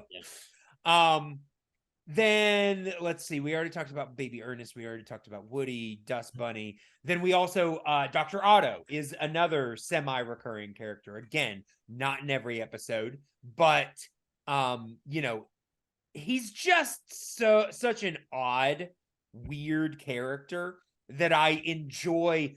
Again, not all of his jokes land, but he himself is entertaining enough that I feel like he kind of brought it through. And Jim Varney's clearly, you know, eating it up, having fun, getting to play the role. I also just love the, you know, Willie the Robot is one thing, but to take the title character of this like adult cult comedy, who is a dark supervillain, and just import him into this children's show. Sure. Is just, I appreciate for the weirdness sake of it. I think that they made it work because I mean, yes, he is a supervillain, but he is, you know, we've always said he's a kind of a cartoonish villain. Yeah, he is. Anyway, so yeah, I think it definitely worked. No, I can just imagine, you know, under other circumstances, you're getting a network note saying it's like, is this who you want to import into your show? Remember, he has a hand on his head. He's just bizarre. But nope, he's still gonna have the same like dark lair. He's still gonna be the exact same character. And confirm for us, like his name is Dr. Otto von Schnick Schnick Schnick. Schnick ick ick. Yeah. Again, he wasn't in every episode, but I think he was more equally spread throughout. Yeah. He was used well. Yeah. Oh yeah, I agree. And he actually plays a plot function in the first episode. Yes, because it has to do with it has to do with basically a satellite type thing that falls in Vern's house, and it turns out it's from Dr. Otto. So yeah, basically you have Jim Varney and Dr. Otto interacting indirectly. Yeah, exactly. And I'm going to skip that speaks to the way that like you said earlier, like it'd be sometimes helpful if more of these characters interacted, like they're Dr. Otto, because with the larger plot, they make it clear that all of these people within these vignettes know each other, because in several of them like I think there's one where they're all going to a masquerade party and they all make mention of, oh, got to get ready for Ernest's costume party. Yeah, that's true. They So- do in that. So But then they but then do it never know actually each shows other. them So all there. I feel like it would have been more fun if we'd done a little bit more like a Pee-wee's Playhouse where these characters come together and have more interaction. It seemed rather novel. than the constant cutting. Yeah, which in the school episode when I didn't think the Chuck and Bobby showing up to school bit worked, to be perfectly honest. But like when they show up and Jim Varney is in the schoolroom, it's like Yeah. they're in the same room together. I think Yeah. for the first time in this series. Yeah. Yeah, no, it's true. And then I am gonna skip to the last one just because it's Sure. I barely remember. I know. Go ahead. Yeah. This is Bill good. and Koo, Yes. a country music duo who basically sang sad but funny songs. Yep. And they were only in 2 episodes. I barely remember them. I remember them because I loved both those segments. I Sure. couldn't Well, sing through those songs back. we get Jackie Welch singing, and is the other one Bruce Arnst? It is. Or It is Bruce Arnson? Arnson, yes, it's Bruce. Yeah, Arnson. that's who I thought. But That's what I it's thought. Jackie Welch. Yeah. But no, I like those bits. Bruce Arnson, incidentally, was also a composer on this show, so I assume he Sure. wrote those songs. Yeah. Probably. And did them. I could have used more of Bill and Q. I thought they were a fun duo. You know, again, it I was felt like about to say I don't remember them getting on my nerves. no, they felt like something. And I liked the fact that we got to hear Jackie Welch sing because Jackie Welch can sing. She could sing. One of the last episodes had her basically doing a Julie Andrews impersonation, which was funny. Yeah. I mean, the song could have been, you know, maybe use another revision. It could have been a little better, but it was perfectly fine for a children's show. Yeah, I think, and she sang it very nicely, and it was fun to hear her do a Julie Andrews impersonation. Sure, I think that is ultimately the takeaway of this show is that it needed more polish. And I mean, you said perfectly acceptable for a children's show. We forget. I mean, number one, I don't think that anyone should just it's a children's show. We can get away with doing shit. Yep. No, you really. They're children. They're impressionable. Let's. I mean, that's why. That's why I said also because I think that song was still fine. I don't. Sure. It's considerably. But I do think that was a lot of the reasoning behind not polishing more. Is that it's good enough for children? Yeah. Children can be pretty discerning. And plus, sometimes their parents have to watch with them. Oh yeah. And if their parents have to watch it with them, they're liable to turn it off. There are a bunch of parts of this show that I would not call acceptable for a children's show because I just thought they were subpar. When I was talking about the music, for instance, I thought it was fine. It's not Phineas and Ferb. It's not like Joe Raposo's music from Sesame Street. It's not like top tier children's music, but it's perfectly good. You sit through it and it's fine. Yeah. And then also, it's really one of my favorite bits. It wasn't a recurring bit, but there was I think in the holiday episode, Bruce Arnson sings a song about holidays, which I have to imagine is probably a parody or a pastiche of something. But I don't know. Probably. But it was catchy. It was well performed, and it had a visual gag which I loved, which was that when he touched the calendar on the wall, it made a tune, and then he proceeded to play the calendar, which was.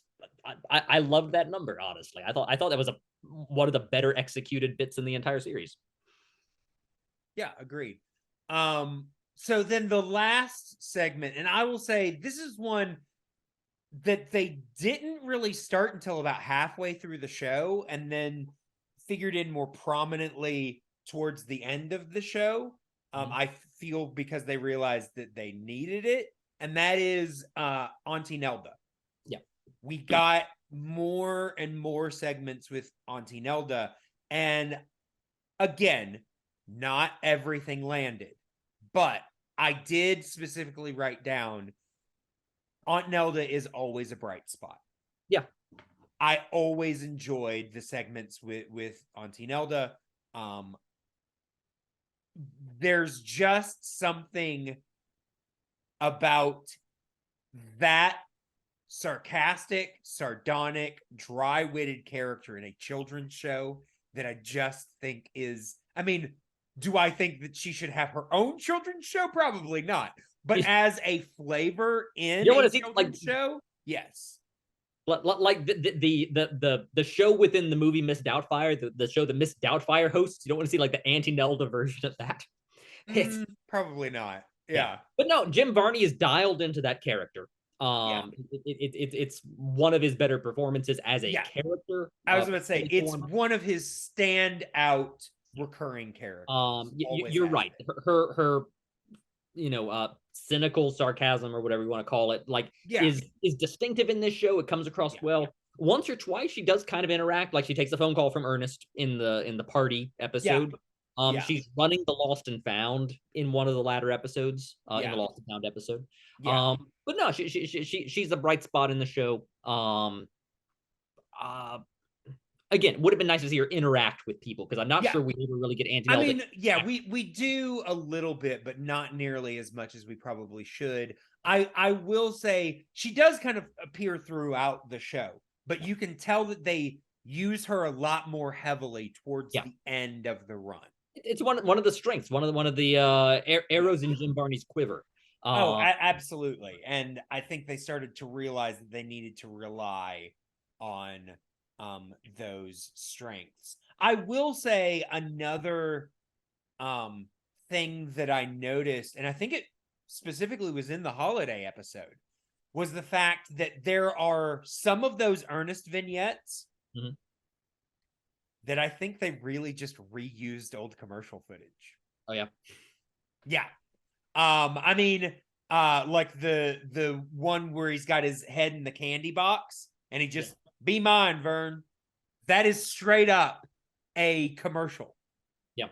And then there was another one. Oh, it was where he bit the eyes out of the bunny. We saw that commercial. Yeah. And there really was nothing around it that made it seem unique, like they filmed it. So I do think that a lot of them, they're you could tell they were specifically for this theme, but because they realized, oh, we kind of did some holiday stuff with the commercials. Yeah. Let's cut some corners and put some of this stuff in there. I mean, again, I'm not putting them on blast for it. It's a money saving measure. Sometimes you just do what you have to do. But I'm just saying I noticed. Yeah.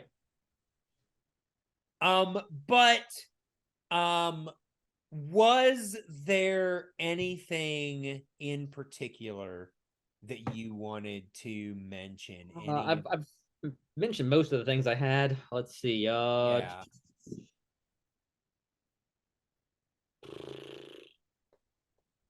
Nope, that's about it. Yeah, I mean, I will say I didn't really mention a lot of the sets for the Ernest segments. You can tell they're filming at John Cherry's house because they're very much the same as the commercials.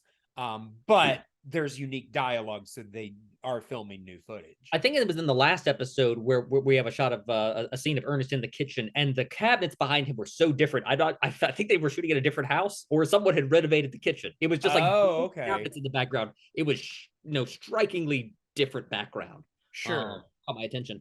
There is one thing, which is that there was a bit, I think, in the Hey Vern, It's Movies episode, that there was a runner in that. Which I had to go back and pull up the name of it. It was called a Wacky Neutron Space Joker, where they took footage from some old black and white B movie, which I'm gonna guess is like Tarzan in space or something like that. Because it has like this dude in a loincloth running around a spaceship. I actually think I have heard somebody mention what this is actually called, and I cannot remember. I wanted to try to find out before we were recording, but I only got as far as like looking up the name of the segment, where they took this old black and white B movie footage and just laid other dialogue on top of it. Right. I think it might have only been in that one episode, maybe in one more. I could have used more of that, to be honest. Again, the particular segments, not terribly funny, but I like the conceit of it. It felt like something, honestly, that comes out of the Weird Al show from a decade later. Yeah. because there's a ton of just B movie footage out there. You could exploit that and just write funny dialogue over it. Yeah. I mean, after all, there's an entire Woody Allen movie based on that exact premise. It's What's Up, Tiger Lily, I think is it, where he took like some old foreign B movie and just rewrote dialogue over the entire film. Wow. Yes. Well, there you go. It just turns it into a different movie. Sure. And so, I thought that was cute and funny. And, again, if you're going to do like 30-second, minute-long bits, that is something that could be a funny little runner. And they just get away with it. To be perfectly honest, Wacky Neutron Space Joker, not the greatest title. They could have workshopped that a little more. But, or do other things. Again, if you just have other footage brainstorming other things in the writer's room, that could have been a recurring bit, and it wasn't. And I thought it was a wasted opportunity. Yeah. A couple of notes that I had. That, I mean, there's the gag where there's the costume party, and they end up all showing up as chickens. Yeah. And I will say there are references. It's funny because they're references to movies that they haven't made yet. But there's a bit where at the end of that episode, Ernest goes to jail. Goes to jail. Yes. And then there's the entire episode of where he's in school. Yep. So there's things like that. Go ahead. I was just gonna say I will say a couple of bits in the movies episode I really liked, because I think this was one of the first times that they really leaned on using Auntie Nelda. Is she appears as a critic and a red carpet reporter, which was genius. Yeah, that's a good use of her. Great way to use that character. I will say though, Ernest's movie, he's calling himself Crocodile Ernie. Yeah, but wielding a samurai sword. Yeah, Ernest doesn't care about consistency. No, consistency. No. I mentioned in passing earlier, I think the school episode might have been my favorite, at least by default. And kind of the reason for that is that, and some of these elements I've mentioned along the way, it just had more of the things I did like contained in that one episode. You had the Ernest framing sequence, for instance, where he's actually interacting with other people. Like he's going to school, there is a teacher he's seeing, he's at least in a room with other students. It's a different environment other than Vern's house, for instance. Because a lot of times in these episodes, when Ernest does something, it's just him talking about doing something. Like he's going to compete in this contest, and then we just see him when he comes back. In this one, we actually have Ernest in a different environment, interacting with other actors. That's fun. We had the one clown sketch where like they went outside the kitchen with the principal. That at least was something different. It was one of the 2 episodes that had a Bill and Coo song in it, which I liked. Basically it was, some of those things were just hitting a little bit better in that one episode than in some of the others, and that's why I thought elevated it just a little bit more. Similarly, in terms of just like plot and stuff like that, like you mentioned, the party episode where they all come as chickens. When Ernest is answering the door and we don't see them for the longest time, I wasn't sure what gag we were building to. I could tell just the way he would look. I'm like, oh, they're wearing the same costume. But that was a good build up and payoff. I appreciated that. Again, I like the fact that Dr. Otto played a role with Ernest in the first episode. I liked it. I think in the magic episode, Dr. Otto shows up in the magic box briefly. I feel like there was an idea that they dropped that I think Dr. Otto was intended to be kind of Ernest's nemesis. That, I mean, they really only did mostly in that first episode, and then they kind of dropped it after that. But because after that, he pretty much just does his own segments. I mean, he does interact still a little bit here and there, but not much. But he could have been written into other episodes, and he just wasn't. Yeah. Do you have Um, anything else you want to say, or you want to move on to the? yeah, just a couple of things. First off, a couple of bits, fun Chuck and Bobby bits. There's the one in the Pets episode where Chuck apparently speaks dog. Yep. But apparently gets his accents wrong because he's telling them the wrong things or something like that. There was a bit, it was a visual gag. I don't know if you saw it, but it's a Chuck and Bobby bit, and they are both wearing like trucker hats, and Chuck's hat says Chuck, and Bobby's hat doesn't just say Bobby, it says and Bobby, which I thought was great. Because they always introduce themselves as Chuck and Bobby. So yeah, I thought that was fun. It's like the Hamilton joke of and Peggy. Yeah. Oh yeah. I mean, obviously that would have been, decades later. But yeah, there was, I can't, maybe it was in the food episode.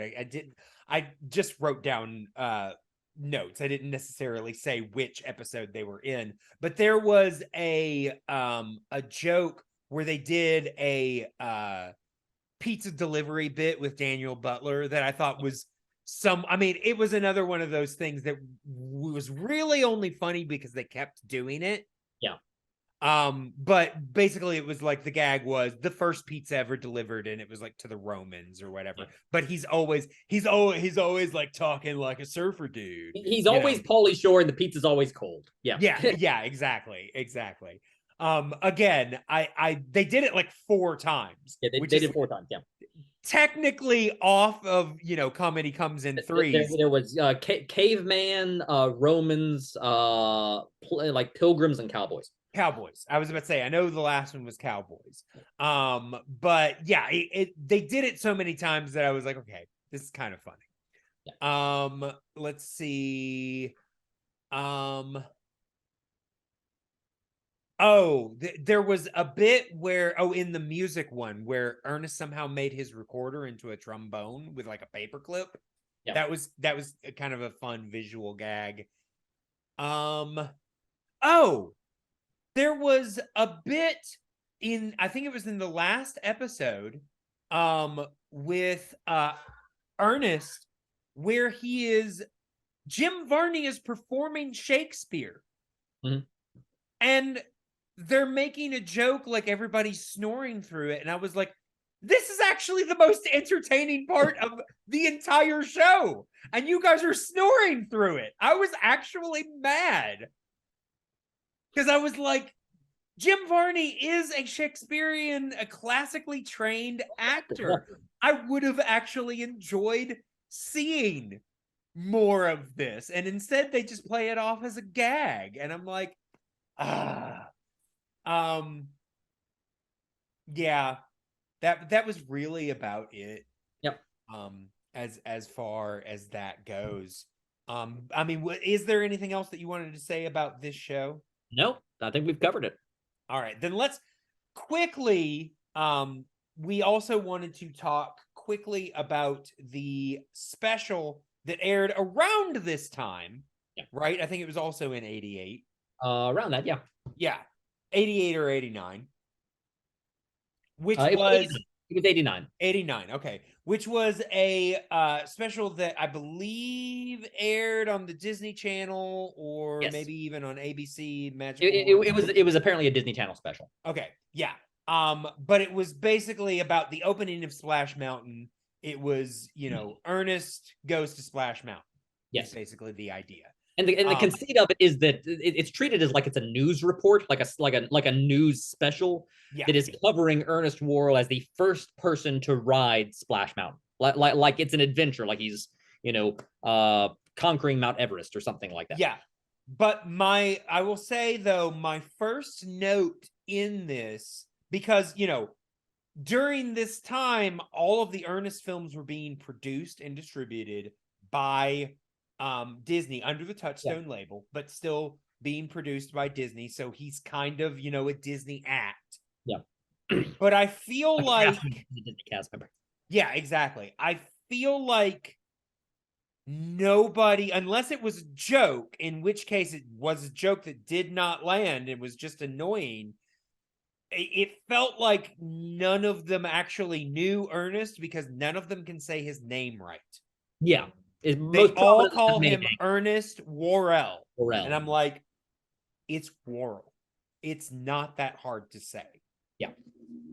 And towards the end, I was like, is this supposed to be a joke? Because it's not a very good one. It really did, honestly, it felt the special as a whole, because the whole thing is about Ernest is going to be the first guy to ride Splash Mountain. He's testing the ride before the public gets to ride it. But I mean, immediately after his test is done, the public gets on. So it's like they apparently felt pretty good about this. But the whole thing is about him preparing to get ready for this. And I will say, all of the Ernest, it feels very much like these two things were done not in conjunction with each other. It does not feel like these two, like Ernest stuff and the news reporter stuff, it does not feel like these two things were working together. Like these productions were really the same at all, because all of the Ernest stuff is solid. Mhm. It's good, reliable Ernest shtick that you would have seen in a lot of the commercials. It's some good stuff. Whereas the news report stuff is pretty hit or miss. In fact, to the point where there were times when I felt like the reporters' interactions varied from looking extremely scripted to somehow unplanned. Is it just me, or the interview the interview I put in quotes that they had with the Imagineer that was in charge of the ride? Mhm. I don't think he was let in on that joke. He might not have been. That is an actual Disney producer. Yeah, Yeah, he's not. because he's given an interview with one of these quote reporters, Yeah. and they start like asking him questions, and before he can start answering, she cuts him off and just keeps talking. Yeah. And like when they did it the first time, I was like, oh, that's a fun gag. But the more I was watching him, the more he actually looked annoyed, and the way that he was reacting throughout the rest of it, I was like, I don't know that they actually clued him in on this bit, because he actually just stopped trying to answer. Yeah. After that. He did start giving like one-word answers towards the end. Yeah, and I mean, that would be a way to kind of, I guess, play out that joke. Yeah. But it seemed really sincere. Yeah. No. Yeah, it did feel like he might have been ambushed with that. And on the one hand, I can kind of understand why you might want to do that. If he's not a performer himself, Sure, you run the risk of him looking really awkward and uncomfortable on camera. And so you can capture the a more natural performance. but I think they legitimately pissed him off. But yeah, he did seem irked. Yeah. Again, she didn't have to cut him off the longer it went, because he just stopped giving answers that she could cut off. But yeah, and I mean, there is a little bit of it, because all of the Ernest stuff, like I said, is just him doing his regular Ernest shtick, talking to Vern, prepping for the ride, doing all of this conditioning training, fun, silly Ernest stuff. And then the reporter stuff is them, playing up the fact that this is a big monumentous thing. They're talking about the ride. Obviously, it's Splash Mountain, so they're talking a little bit about Song of the South, unfortunately. We all have different views of Song of the South now. They're pretty focused on the Brer Rabbit parts of Song of the South. They don't... absolutely. I mean, even Brer Rabbit is not Brer Rabbit itself is actually pretty problematic. Those stories were basically a white man, heard the stories and then stole them from the people he heard them from, and then gave them no credit and proceeded to use, quote, the dialect. But anyway, there is a brief moment where the reporters do interact with Ernest, but that's not a highlight. Yeah. I will say there was one bit where he gets in the log flume and they go off, and then the reporter decides that he needs to give Ernest last words that nobody else heard. And you can obviously tell that it was written by not the John Cherry side of the production, that it was probably written by somebody on the Disney side, something that they were like, oh, that sounds like something Ernest would have said. And it doesn't sound like anything Ernest would have said. And I just wrote down, don't put words in Ernest's mouth. Oh, see, I thought the gag was I thought the gag wasn't that it was supposed to sound like something Ernest said. It was that the reporter was just trying to make this entire event sound more momentous, and so was just literally fabricating, either way, it doesn't help the scene because it's not good. But yeah, I was kind of mixed on this one. Like I said, I enjoyed a lot of the Ernest stuff. Yeah, but it works for what it was, which was it's internal promotion for the opening of Splash Mountain. It's a special to hype a new ride, and it is working with Ernest, which I like the fact. I will say though, one thing that I noticed is that throughout the episode, apparently this is the 1 week that Ernest did not go to get a haircut because he's looking a little shaggy. Yeah. But yeah, that's really all I have to say about that. The most I can say for it, again, it's inoffensive for what it is. It's fine. If Disney's going to do this kind of internal promotion, I'd prefer, frankly, it be like this. It was fun. Yeah, it's a one-off special using a character in character. I'd rather have this than just like when Disney would have like the TGIF episodes that would just suddenly send the characters to Disney World. Disney World, yeah. I mean, my biggest note would be, they should have talked to each other. Because it did feel like the two productions were working separately. And for crying out loud, they didn't know how to say Ernest's name. That is a problem. Again, if it's a joke, it's not a good one. Yeah. I'll say this too, and we can move on, is that I do kind of appreciate just the framing device of it being a news report. Because I can also imagine it being just done as idea was fun. Following Ernest as he just goes on Splash Mountain. It's like, no, framing it as a pseudo news report with these people playing reporters. It's like, it gives it something else to play with. Yeah.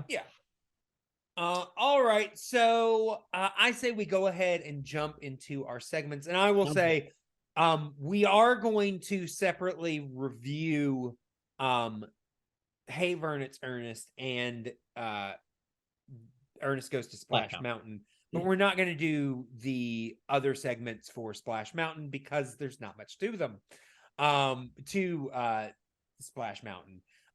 But let us go ahead and get into our moment, which is either our favorite or most interesting scene or bit or episode or whatever. So obviously a little different since we're doing a show than typically. But Lauren, what is your moment? Well, to single out a single one, I mentioned this earlier. If a single bit out of any of these episodes, it would probably be the holiday song that Bruce Arnson performs in the holiday episode. Sure. It frankly felt like like something else I'll mention here in a second, felt like something out of a better comedy show. It was well performed. It was pretty well written. It was well performed, well executed. I liked the visual humor of playing the calendar and whatnot. Sure. Even down to the fact that I'm not sure entirely corresponded with piano keys, but like he's clearly a musician in this fact that he's being consistent with it. Right. Like as opposed to, I think in one episode where you see Jim Varney play a slide whistle and it doesn't entirely track. No. But that was my favorite single bit. To rehash earlier, my favorite running gag was probably Dance Fever. My favorite episode was, Hey Vern at school. And my favorite recurring bit, I said this earlier too, was Bill and Coo. I wish there'd been more Bill and Coo. Sure. Yeah, I mean, I didn't really pick a favorite episode. If I had to, I'd probably say Hey Vern, it's movies. Um Simply because there were some more consistent stuff. I will definitely say again, the best running gag is Dance Fever. Um and I mean, I probably would give that the overall um I will say overall the best segment to me was Aunt Nelda. If we're not going to count Ernest's, I Yeah. mean that's still Jim Varney, but if we're not counting just Ernest stuff, because those were consistently the best parts of every episode. Yeah.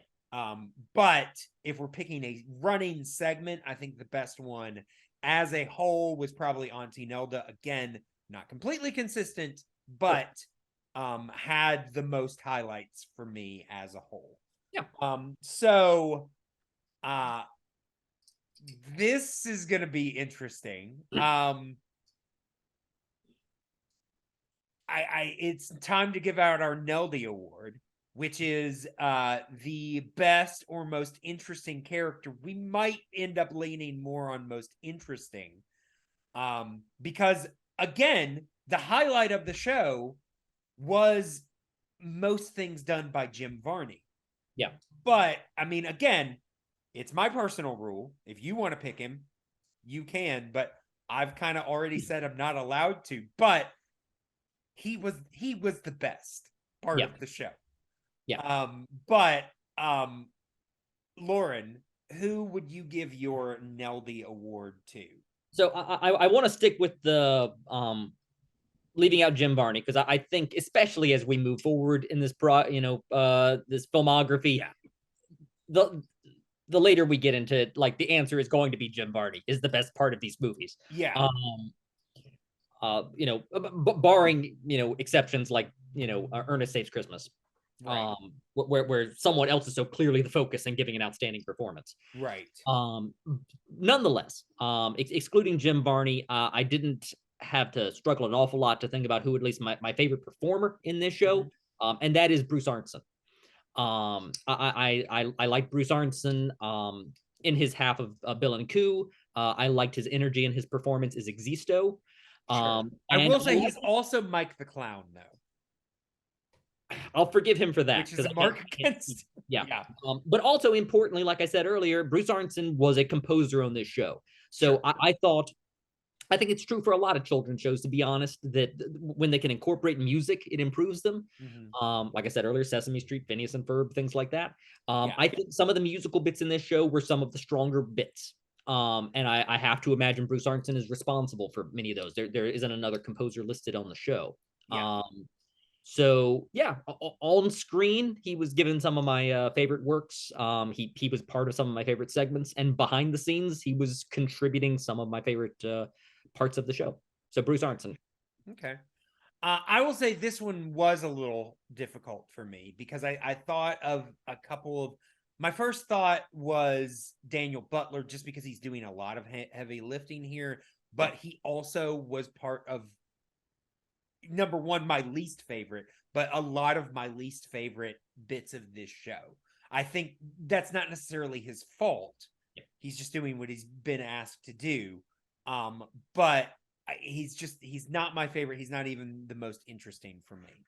I also considered Chuck and Bobby because there were a lot of highlights for me. But then there's also a lot that, I mean, Matt Finish is just so much of a nothing anything that I just, there, and I mean, I will say, I think that, the Lonnie Don thing, that there was enough thing that it brought it around for me, but it wasn't consistent. Ultimately, and it was really literally just in the last couple of minutes that I made my decision. I think ultimately my Neldy Award goes to Jackie Welch. She was my runner. Because honestly, I think just about every time Jackie Welch came on screen, I felt relief. Yeah. Like I felt like, you know what, this one might not be so bad. she did some of the best. She did some of the songs, which were some of the best parts of the show. You know, she was Mrs. Simon Simmons. You know, which again, maybe not consistent, but I always was interested to see what she was going to do. And I really do enjoy Jackie Welch as a performer. So I will say for this show, for Hey Vern, it's Ernest. Jackie Welch gets the Neldy Award. I'm glad you chose her. She, like I said, she was my runner-up, the one other person I weighed giving this to, so I'm glad she gets the recognition here. Yeah, absolutely. So with that, it is now time for the big question, the most important question, the question so important that Ernest never stopped asking it. And of course, we're going to be asking this question twice. So first of all, Lauren, specifically for Hey Vern, it's Ernest. Do you or do you not know what he means, Vern?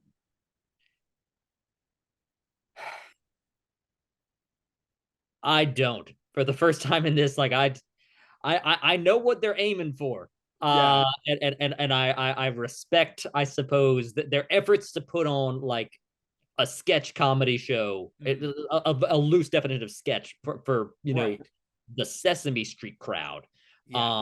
But just in execution all around, I think this is, you know,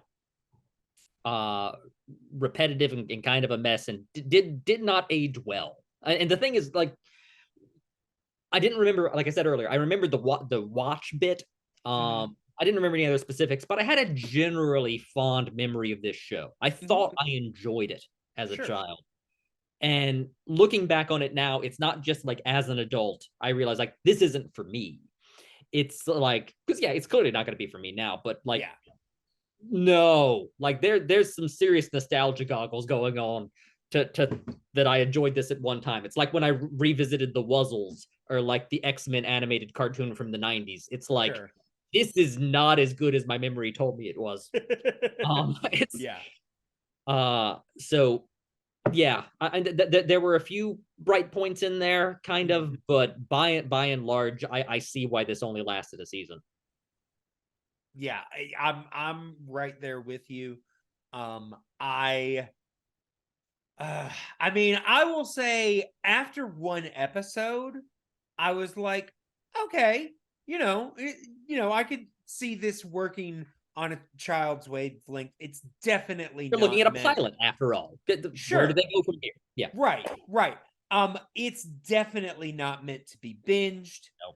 I think it actually might be dangerous to binge. I think it's dangerous, almost not dangerous, but I think it's not even made to be rewatched. Like, I mean, you can go back and watch old Sesame Street episodes or old Mr. Rogers episodes or old Pee Wee Playhouse, but this is not a show that even merits being revisited. No, it's so the pace of this is so frantic. It's actually uncomfortable to watch. And it's just I think that I think there was just a flaw in the concept of the show. I think that they overestimated how quickly they needed to re-engage children. And I think that they also underestimated how much they needed to polish the jokes that were here. Because again, I think that this show would really have benefited from a couple more passes. Yeah. Because I mean, you know, and I wasn't in the writer's room. Maybe they did make a few passes, and for some reason, this is what they came out with. But it really feels like this is the idea. Like I said, the critically acclaimed podcast or on when they did Cancel Too Soon, when they reviewed this, they literally were like, you know what? We could write an episode of this show right now. and they just listed all of the recurring segments, and literally first thing that came to their head, and I was like, yep, that sounds like an episode of this show. Yeah. And it plug and play. Yeah, it just straight up, like, they did each one within less than 10 seconds. Yeah. So, I feel like that's how this show feels like it was written. Yeah. And it's just, it didn't need to be that fast paced. It needed a little bit more focus and care. There are a lot of performers trying here.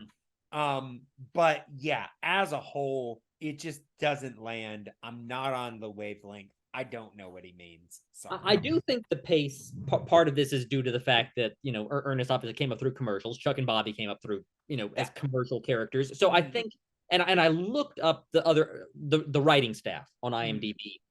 Other than Daniel Butler, and Bruce Arnson is a musician, but like no one else on the writing staff has writing experience for like anything other than Ernest movies.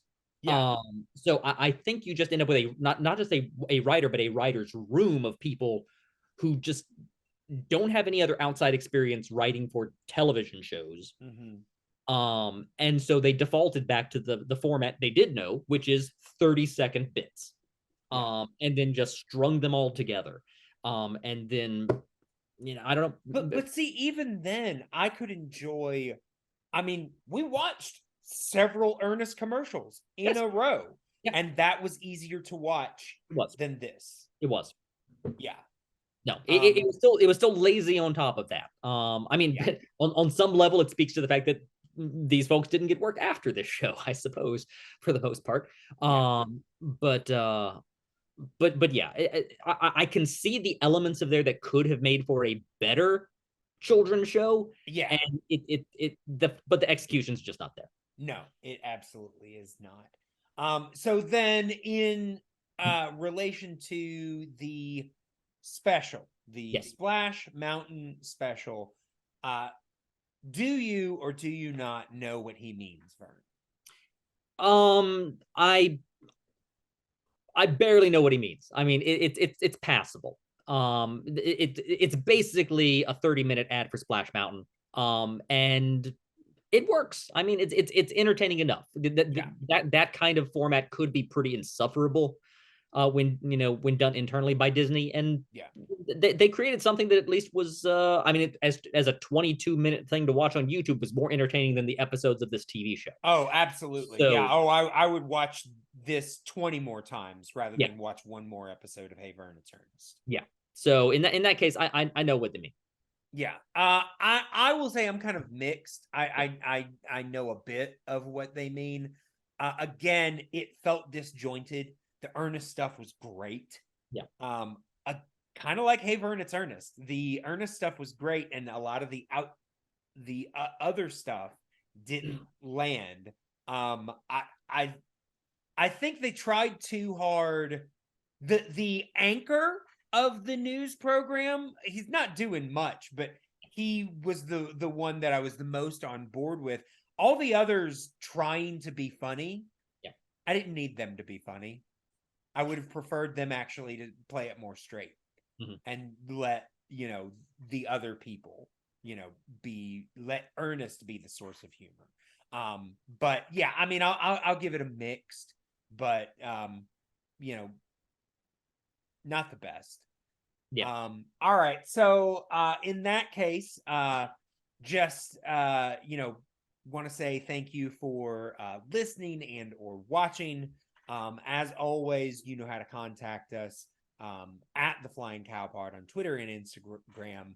Email at theflyingcowpod@gmail.com. Remember to check out all of the shows on the feed, as well as Movie Battles, our Disney Pixar trivia show, where Lauren plays as well.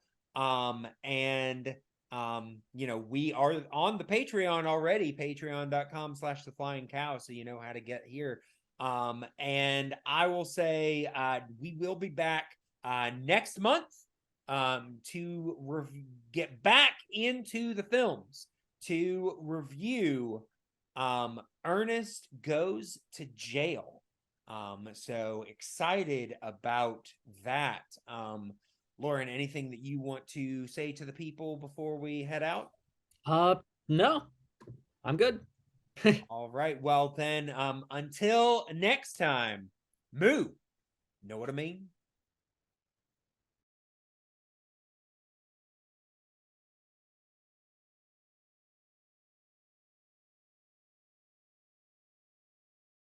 Moo.